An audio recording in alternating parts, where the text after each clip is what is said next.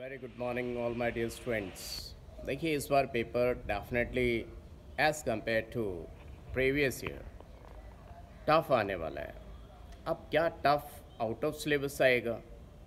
That is the important question. तो बच्चा लोग हमेशा ध्यान रखिए, if you are dealing with metallurgy, inorganic chemistry, ज़्यादातर आप देखते होंगे कि टेम्परेचर मैंशनड है एनसीईआरटी में। Whenever see the reaction definitely you will get the temperature. क्या टेम्परेचर याद करना है? बार बार बच्चों का क्वेश्चन आता है कि बहुत सारे मैसेजेस आ रहे हैं, फ़ोन कर रहे हैं बच्चे कि क्या सर टेम्परेचर याद करना है? तो डेफिनेटली टीचर भी उसमें कह देता है कि नहीं, टेम्परेचर याद नहीं करना है, और आंसर भी यही, टेम्परेचर याद नहीं करना है। But we should have sense कि क्या टेम्परेचर की रिक्वायरमेंट है, क्या बहुत हाई टेम्परेचर चाहिए।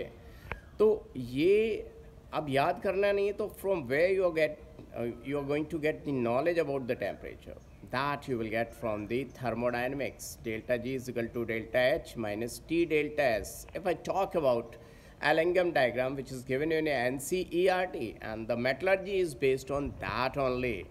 Without that थ्रट्टाफिकेशन करोगे तो आप एग्ज़ाम में डेफिनेटली मार्क्स कमा दोगे।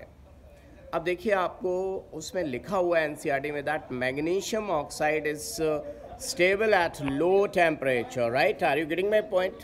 जबकि आप बात की जाए कि aluminium oxide Al2O3 alumina is stable at high temperature, और वहाँ पे एक ग्राफ दिया हुआ है कि जैसे जैसे आप टेम्परेचर बढ़ाते जाओगे एल्यूमिनियम ऑक्साइड फॉर्मेशन बढ़ती जाएगी। That means there is one temperature you can talk about 1300 degree Celsius या 1400 डिग्री सेल्सियस के आसपास। उसके आसपास अगर टेम्परेचर ले गए तो डेफिनेटली एल्यूमिनियम मैग्नीशियम का ऑक्सीजन छीन लेगा। That means aluminium will reduce magnesium, and below that temperature means below 1300 degrees Celsius or 1200 degrees Celsius, whatever the temperature is given over there, अब मैग्नीशियम एल्यूमिनियम को reduce कर देगा। That means who is better reducing agent?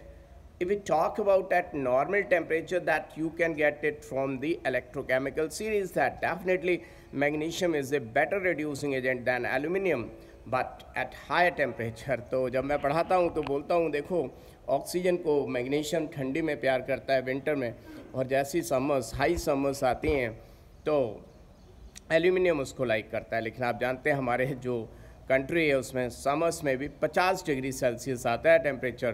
तो 50 degree Celsius पे definitely magnesium is going to love oxygen. That means magnesium is a better reducing agent. ऐसी बहुत सारी चीज़ें दी हुई हैं।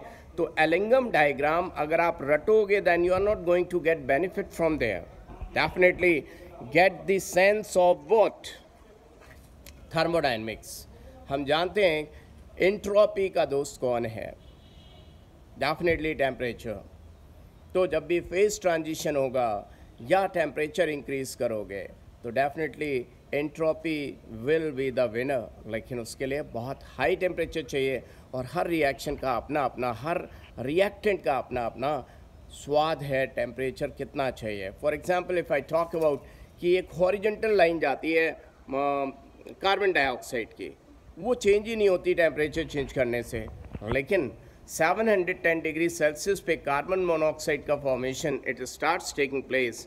दैट मीन्स सारी रिएक्शंस कहती हैं कि टेम्परेचर बढ़ाओगे तो हमारा बॉन्ड टूट जाएगा, और वो कहती है, वो कौन? कार्बन मोनोऑक्साइड, कि जहाँ पर आप टूटना स्टार्ट होते हैं मेरा तो वहाँ बनना ही शुरुआत होती है बनने की, कार्बन मोनोऑक्साइड। तो आपने देखा होगा इस बार ब्लास्ट फर्नेस का क्वेश्चन था और बच्चे जनरली फेल होकर आए।